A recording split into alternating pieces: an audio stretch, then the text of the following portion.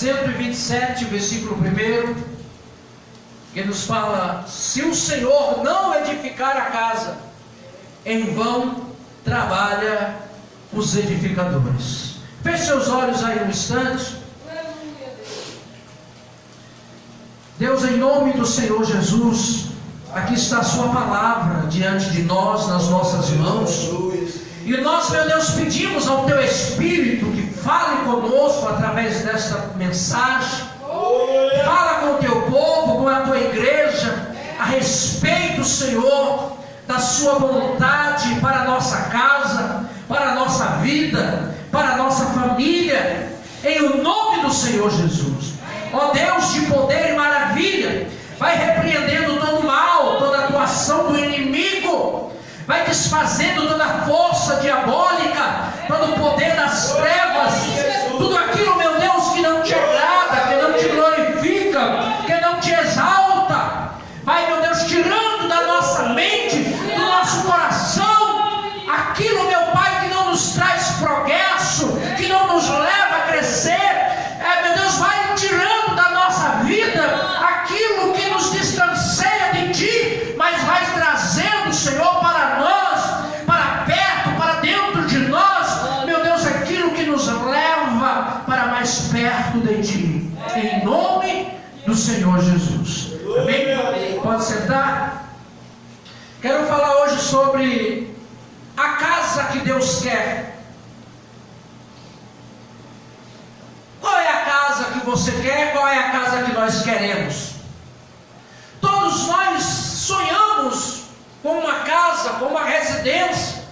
Tanto é que os programas de TV, eles ganham muito ibope e também dinheiro quando eles presenteiam sempre alguém com uma casa ou com uma casa própria, né? Agora, à tarde mesmo, no programa de Rodrigo Faro, estava lá aquela muito conhecida, a Gaga de Ilhéus, morando de favor, é uma pessoa famosa na internet por causa da gagueira dela, né? Mas passando dificuldades e morando de favor. E hoje, um deu 25 mil de um lado, outro 20 do outro, outro 15, outro 10, e aí termina conseguindo, assim, realizar o sonho de uma casa própria. Mas qual é a casa que Deus quer? Então, ou qual é a casa que você quer? Talvez nenhum de nós tenhamos a casa dos nossos sonhos, mas Deus também, Ele tem esse olhar, um desejo. E aqui a palavra nos diz: se o Senhor não edificar a casa, em vão trabalha os edificadores. Ou seja, se o Senhor não cuidar da casa, se o Senhor não estiver no controle dessa casa, em vão trabalha, em vão constrói, em vão edifica aqueles que faz. Mas quando o Senhor está no controle, está na direção, está na edificação, que todos nós precisamos que Deus venha estar no controle da nossa vida, da nossa casa, todos nós temos a necessidade que Deus venha estar atuando. Claro que tem área da nossa vida e da nossa casa que é nós que temos que cuidar, Deus não. Pedimos sabedoria e entendimento. Por exemplo, os nossos filhos, quem tem que cuidar? Nós oramos e pedimos orientação a Deus, mas é responsabilidade nossa. Eu me lembro aqui do episódio, por exemplo, de Adão e Eva, quando houve a questão daquele problema, da queda, né, de Eva por causa da serpente.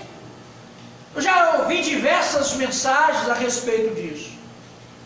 Por que Deus não responsabilizou Eva? Porque era uma responsabilidade de Adão administrar o paraíso, cuidar da sua casa e orientar a sua esposa. E naquele momento, segundo alguns pregadores, historiadores, diz que Eva estava sozinha. E muitas das vezes, os esposos deixa suas esposas sozinhas. Não estou dizendo sozinha de estar colado ao lado dela ali, não. Em momentos, a pessoa ou a esposa se sente sozinha, sem apoio, sem orientação.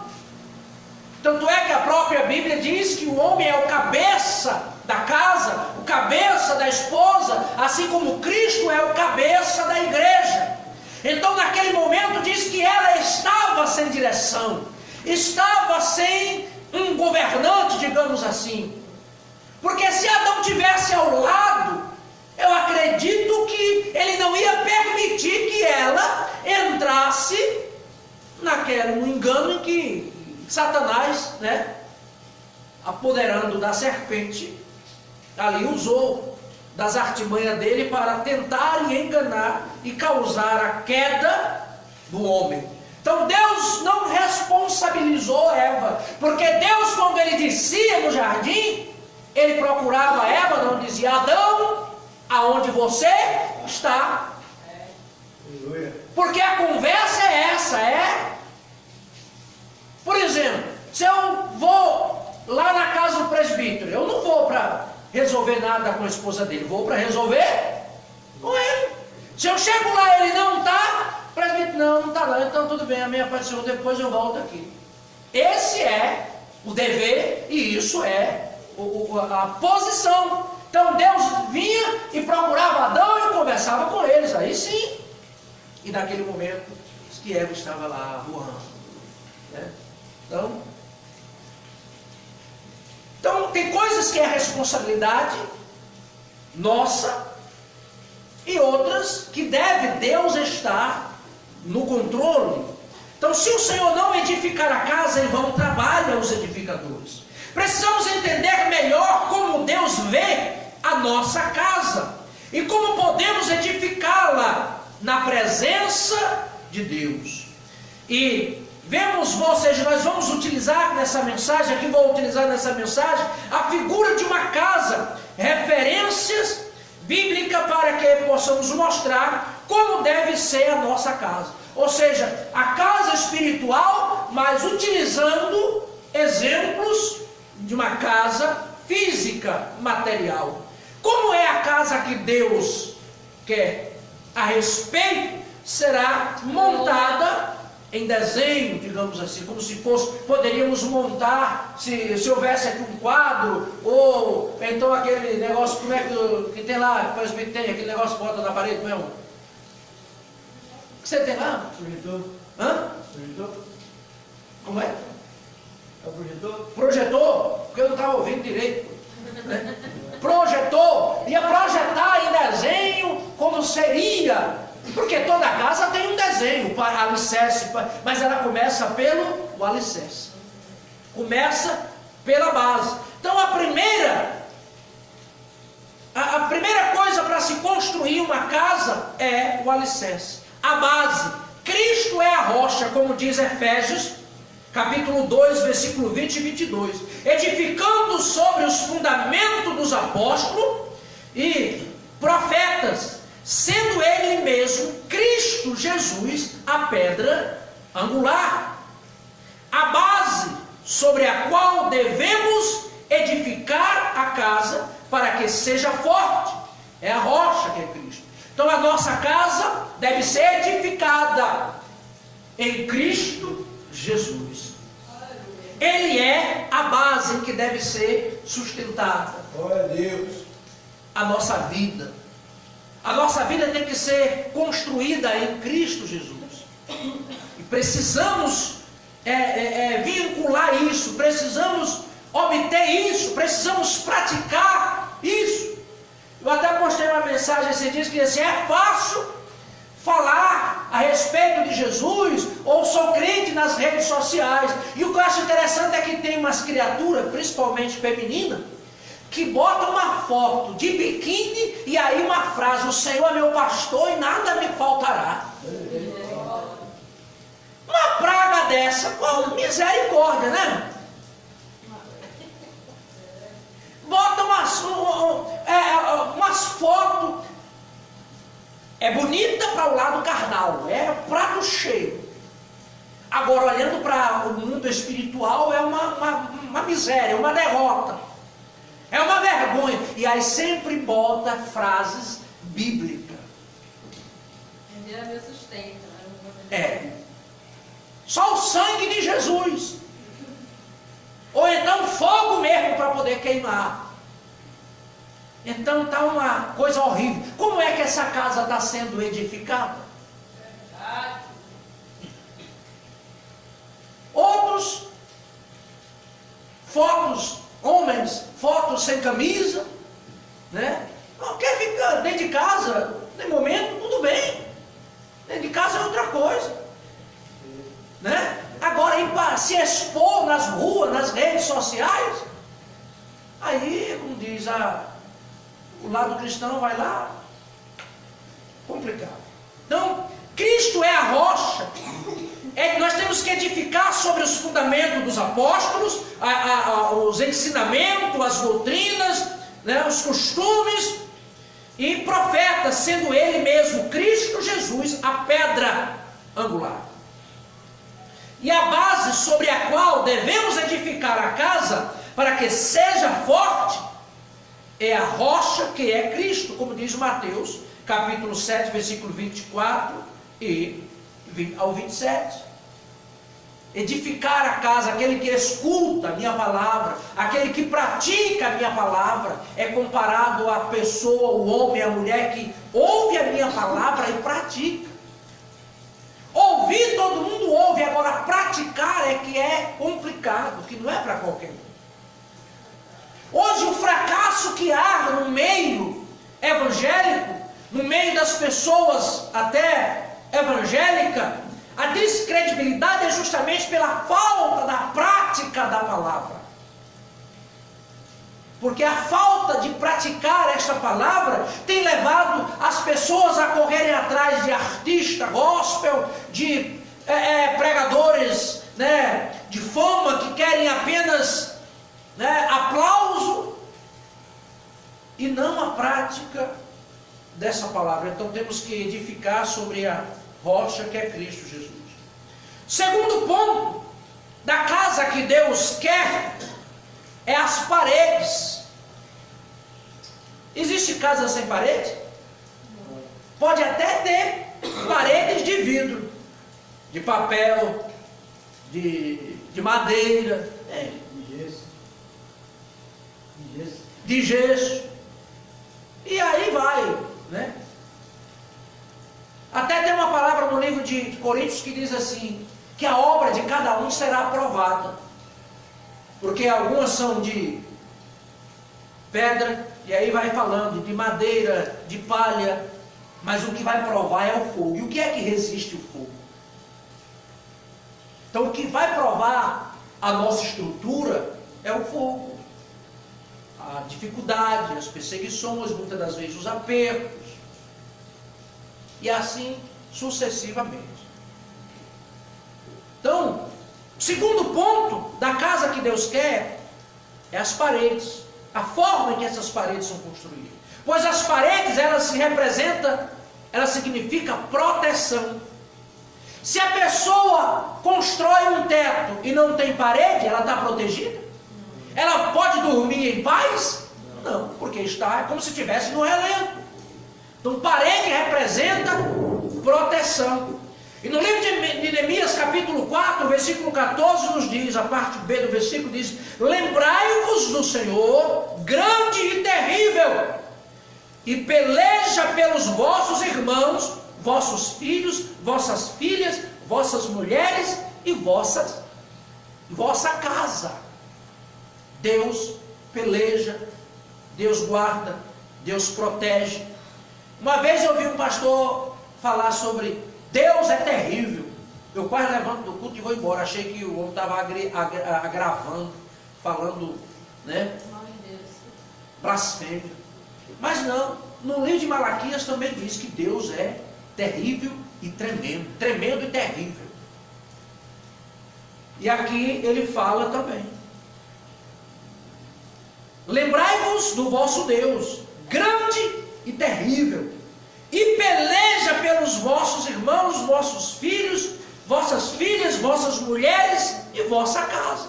Então Deus, Ele é a proteção da nossa vida e da nossa casa. As paredes da casa são a proteção do lar. Isso é tarefa de cada um na família. No tempo de Neemias, edificaram um muro ao redor da cidade, com as casas cercadas a cidade, e cada família edificou um muro perto da sua casa. Então o muro representa proteção, as paredes representam proteção. Ou seja, Deus é a nossa proteção também. Dos lados, em todo Ele nos cerca. Devemos estar cercados por Deus, pela sua presença. Terceiro passo da casa que Deus quer: a construção, a edificação, o teto. O teto, a presença do Senhor. Salmo 91, versículo 1. O que habita no esconderijo do Altíssimo, a sombra do Onipotente descansará. Então, a presença de Deus, a presença do Senhor deve ser a cobertura da família e um contato aberto com a glória de Deus. A presença de Deus deve ser a cobertura da nossa família. A presença de Deus deve ser a cobertura da sua casa e da sua família. Como não pode, ou seja, a presença do Senhor deve ser a cobertura da família e como um contato com a glória de Deus. Terceiro, quarto passo, água e fé. No livro de João, capítulo 7, versículo 38, diz: quem crê em mim, como diz as Escrituras, do seu interior fluirão rios de água viva. Quem crê em mim, ou seja, crer significa fé. Quem acredita, quem confia, quem tem fé em mim. Como diz as Escrituras, como diz a palavra, a Bíblia, fluirão do seu interior rios de águas vivas. Uma casa sem água é um sufoco, né? Como é ruim uma casa sem água. Falta água aí um dia, 2 dias, que confusão, que aperto. É complicado.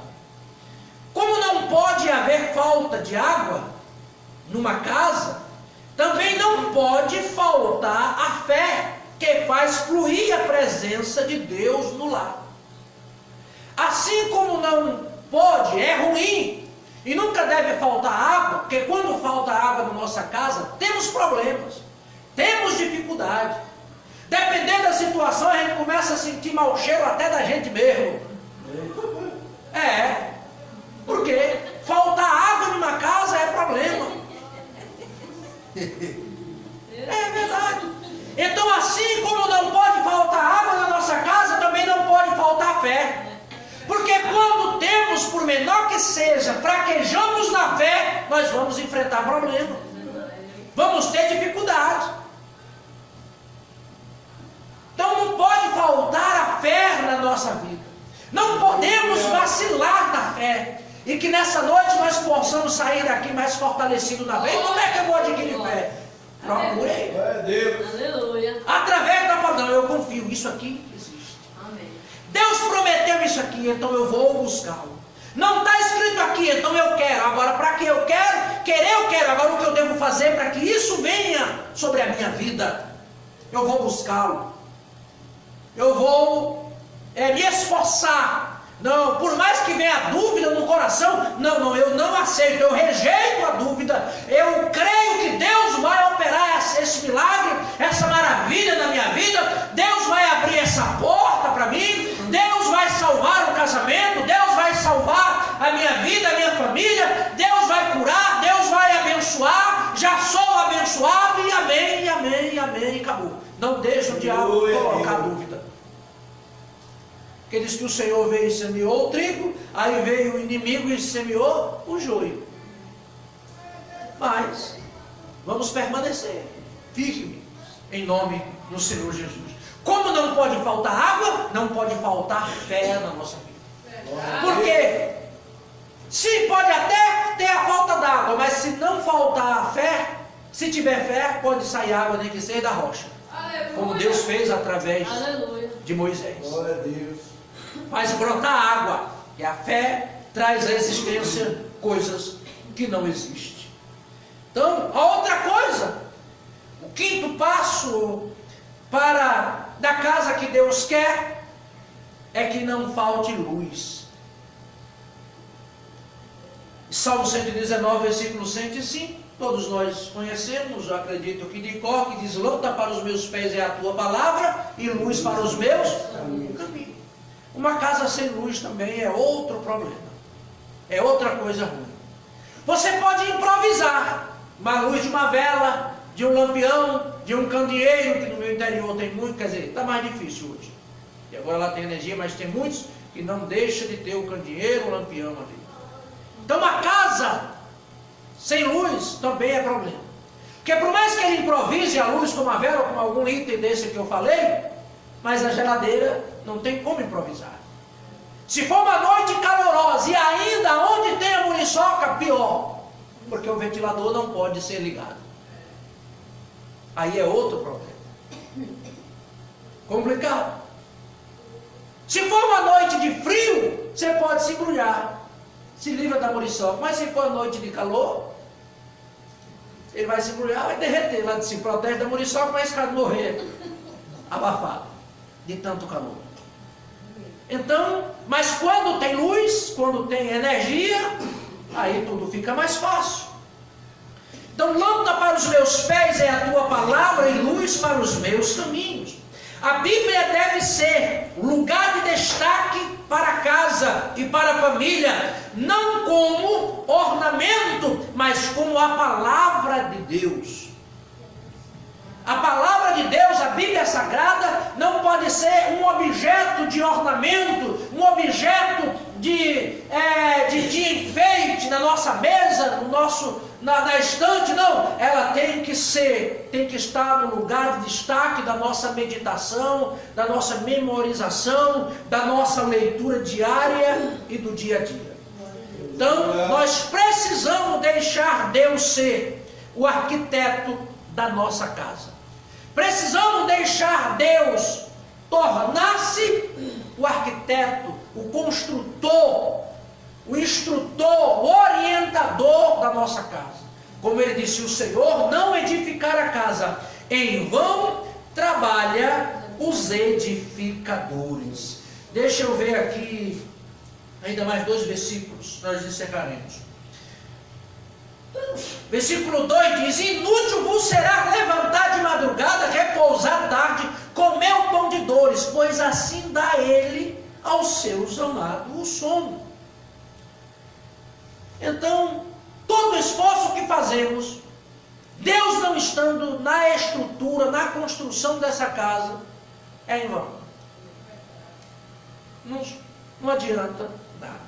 Concluindo, a casa vista por Deus é assim.